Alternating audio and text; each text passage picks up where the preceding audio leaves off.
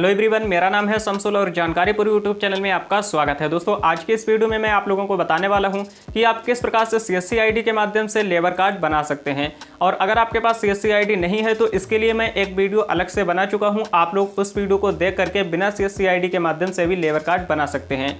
उस वीडियो का लिंक आपको इस वीडियो के डिस्क्रिप्शन बॉक्स में दे दूंगा, या फिर आप लोग आई बटन पर क्लिक करके भी उस वीडियो को देख सकते हो। तो चलिए दोस्तों, अब मैं आप लोगों को बता देता हूं कि सीएससी आईडी से श्रमिक कार्ड बनाने के लिए आपके पास कौन से दस्तावेज होने चाहिए। दोस्तों, सीएससी आईडी से आप लोग लेबर कार्ड बनाओ या फिर बिना सीएससी से लेबर कार्ड बनाओ, दस्तावेज लगभग सेम ही होते हैं। फिर भी मैं आपको एक बार बता देता हूं। सबसे पहले तो श्रमिक के पास पासपोर्ट साइज का एक फ़ोटो होना चाहिए। उसके बाद श्रमिक का आधार कार्ड होना चाहिए। उसके बाद श्रमिक का अकाउंट किसी भी बैंक में होना चाहिए।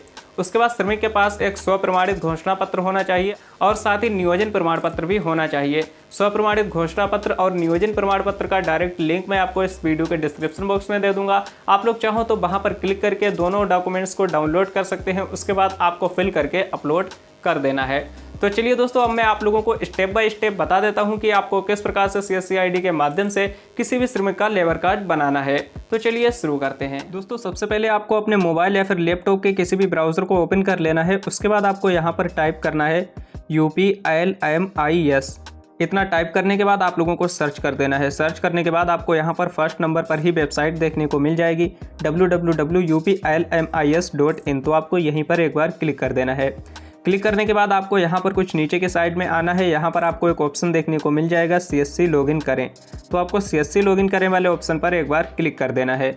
उसके बाद आपकी जो CSC आईडी है वो आपको यहाँ पर देखने को मिल जाएगी। और अगर आप लोग लॉगिन नहीं है तो आपसे CSC आईडी और पासवर्ड मांगेगा, तो आपको आईडी पासवर्ड डाल करके लॉगिन कर लेना है। उसके बाद आपको यहाँ पर कुछ नीचे की साइड में आना है। यहाँ पर आपको एक ऑप्शन देखने को मिलेगा श्रमिक पंजीयन। तो आपको श्रमिक पंजीयन वाले ऑप्शन पर एक बार क्लिक कर देना है। उसके बाद आप जिसका भी लेबर कार्ड बना रहे हैं उसका यहाँ पर मोबाइल नंबर एंटर करना है। मोबाइल नंबर एंटर करने के बाद OTP भेजने वाले ऑप्शन पर एक बार क्लिक करना है। जैसे ही आप क्लिक करेंगे तो जिसका भी यहाँ पर मोबाइल नंबर डालेंगे उस मोबाइल नंबर पर एक OTP सेंड किया जाएगा और उस OTP को आप लोगों को इस वाले बॉक्स में फिल करना है। जैसा कि आप देख सकते हो OTP आ चुका है, तो मैंने यहाँ पर OTP डाल दिया है। उसके बाद प्रमाणित करें वाले ऑप्शन पर एक बार क्लिक कर देना है। जैसे ही आप यहाँ पर क्लिक करेंगे उसके बाद यहाँ पर आपका आधार सत्यापन करने के लिए एक फॉर्म आ जाएगा। तो सबसे पहले आपको यहाँ से अपना मंडल सिलेक्ट कर लेना है, या फिर आप जिसका भी श्रमिक कार्ड बना रहे हैं उसका मंडल सिलेक्ट कर लेना है। मंडल सिलेक्ट करने के बाद आपको यहाँ पर श्रमिक का आधार कार्ड नंबर एंटर कर देना है। आधार नंबर एंटर करने के बाद आपको यहाँ पर श्रमिक का नाम अंग्रेजी में लिखना है। जैसे ही आप अंग्रेजी में लिखेंगे हिंदी में यहाँ पर ऑटोमेटिक ही आ जाएगा। उसके बाद यहाँ पर श्रमिक के पति या फिर पिता का नाम एंटर कर देना है और हिंदी में आपको लिखना नहीं पड़ेगा, हिंदी में ऑटोमेटिक ही आ जाएगा। उसके बाद आपको यहाँ से लिंग सिलेक्ट कर लेना है, स्त्री का बना रहे हैं या फिर पुरुष का बना रहे हैं। उसके बाद यहाँ पर आपको जन्मतिथि फिल कर देनी है। जन्मतिथि फिल करने के बाद आयु यहाँ पर ऑटोमेटिक ही आ जाएगी। उसके बाद यहाँ पर आपको ये कंसेंट दे देना है। उसके बाद कुछ नीचे की साइड में आना है, यहाँ पर भी आपको इस प्रकार से कंसेंट दे देना है। और उसके बाद आपको आधार सत्यापन वाले ऑप्शन पर एक बार क्लिक कर देना है। जैसे ही दोस्तों आप लोग यहाँ पर क्लिक करेंगे उसके बाद आप लोगों के सामने कुछ इस प्रकार से इंटरफेस आ जाएगा।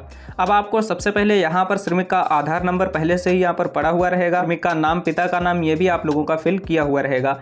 उसके बाद आपको यहाँ पर श्रमिक की माता का नाम अंग्रेजी में एंटर करना है और हिंदी में ये ऑटोमेटिक ही आ जाएगा।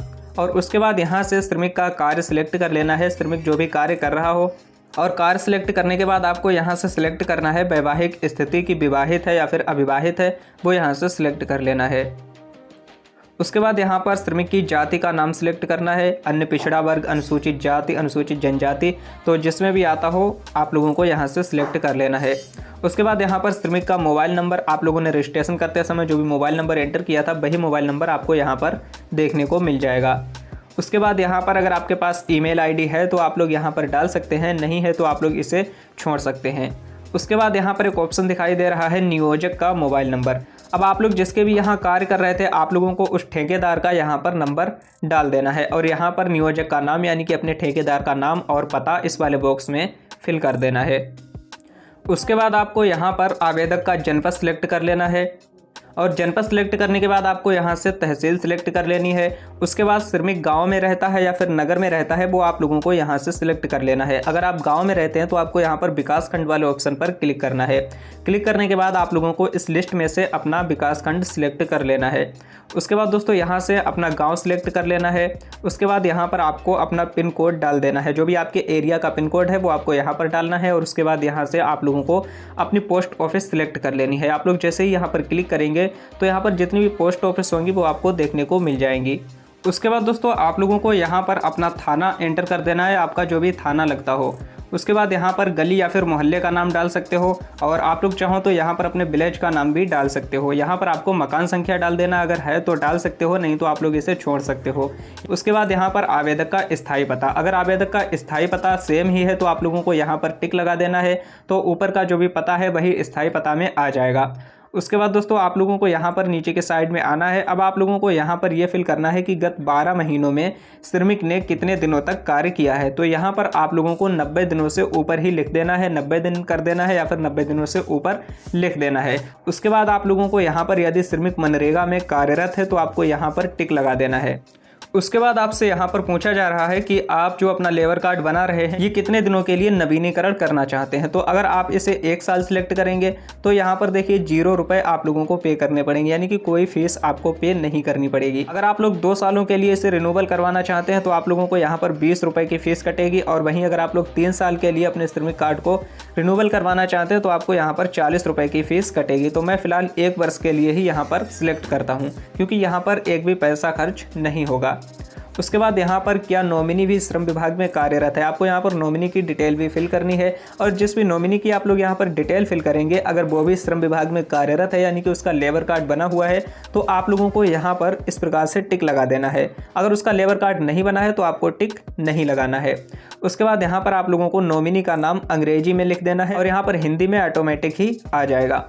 उसके बाद यहाँ से श्रमिक से संबंध सिलेक्ट कर लेना है कि जो नॉमिनी आपने बनाया है वो श्रमिक से क्या संबंध है, पत्नी, पुत्र, पुत्री, पति, पिता, माता, भाई, बहन, जो भी है वो आप लोगों को यहाँ से सिलेक्ट कर लेना है। तो दोस्तों नॉमिनी की डिटेल फिल करने के बाद आपको यहाँ पर अब बैंक का विवरण देना पड़ेगा। और दोस्तों यहाँ पर आप लोगों को बहुत ही सही से अकाउंट नंबर एंटर करना है, क्योंकि आपके लेबर कार्ड का जितना भी पैसा आने वाला है या फिर सरकार कोई भी योजना चलाएगी तो आपका इसी बैंक अकाउंट में आपके लेबर कार्ड का पैसा ट्रांसफ़र किया जाएगा। तो सबसे पहले आप लोगों को यहाँ पर अपना खाता संख्या डालना है। उसके बाद यहाँ पर IFSC कोड, यहाँ पर बैंक का नाम ऑटोमेटिक ही आ जाएगा। जब आप लोग IFSC कोड एंटर करेंगे तो बैंक का नाम आ जाएगा, शाखा का नाम भी आपको फिल करना नहीं पड़ेगा।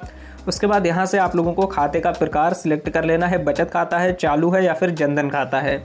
और उसके बाद यहाँ पर EPF, अगर आप लोग EPF में पंजीकृत हैं तो आप लोगों को यहाँ पर पंजीकरण संख्या एंटर करनी है, और अगर नहीं है तो आप लोगों को इसे खाली छोड़ देना है, और इसे भी आप लोगों को खाली छोड़ देना है। तो दोस्तों बैंक डिटेल यहाँ पर फिल हो गई है। उसके बाद नीचे की साइड में आना है। अब यहाँ पर आप लोगों को डॉक्यूमेंट्स को अपलोड करना पड़ेगा, जो कि मैंने आप लोगों को शुरू में ही बताए थे। तो सबसे पहले आपको यहाँ पर श्रमिक की एक फ़ोटो को अपलोड करना पड़ेगा। उसके बाद यहाँ पर स्व प्रमाणित आधार कार्ड की फ़ोटोकॉपी एक अपलोड करनी पड़ेगी, आपको फ़ोटो खींचना है, उसके बाद यहाँ पर अपलोड कर देना है।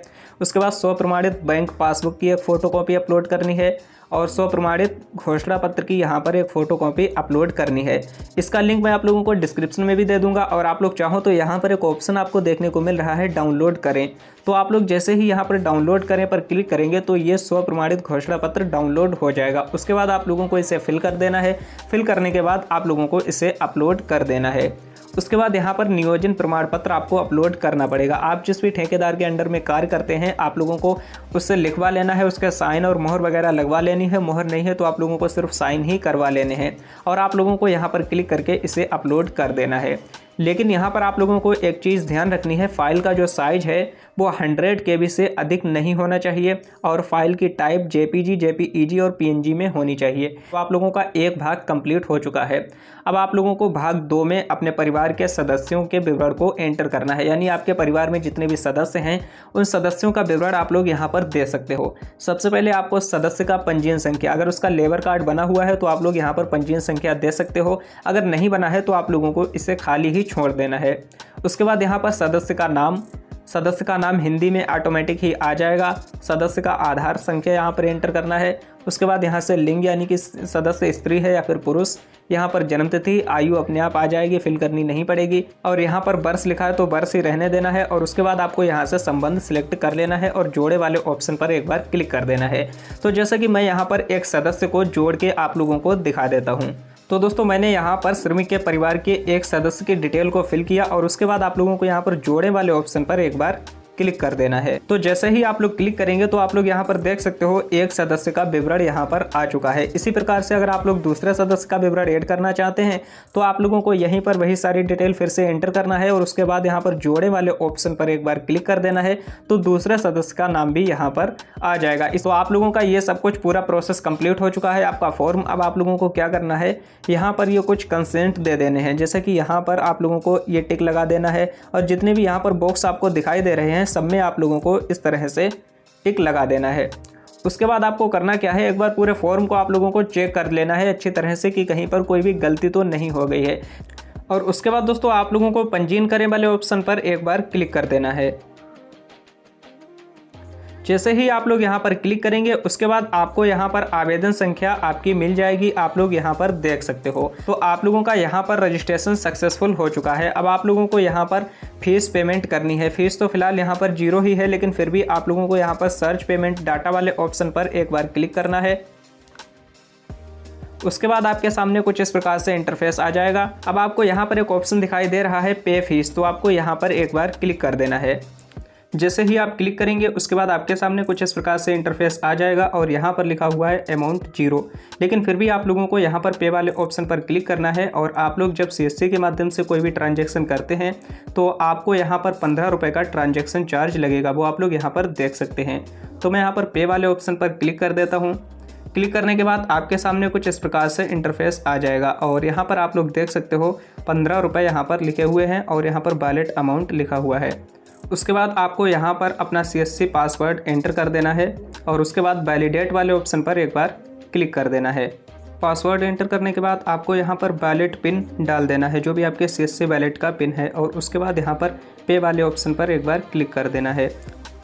जैसे ही आप लोग यहाँ पर वैलिड पिन डालेंगे उसके बाद पे वाले ऑप्शन पर क्लिक करेंगे तो आपका यहाँ पर पेमेंट सक्सेसफुल हो जाएगा और उसके बाद आपको पेमेंट रिसिप्ट भी मिल जाएगी। तो दोस्तों इस प्रकार से आप लोग CSC ID के माध्यम से किसी का भी श्रमिक कार्ड आसानी से बना सकते हैं। उम्मीद करता हूँ आपको पूरी इन्फॉर्मेशन समझ में आ गई होगी, बट अभी भी आपके मन में कोई भी सवाल है तो आप कमेंट कर सकते हैं और इस वीडियो को ज़्यादा से ज़्यादा CSC BLE भाइयों में शेयर करें ताकि वो लोग भी CSC ID के माध्यम से किसी का भी लेबर कार्ड बना सकें।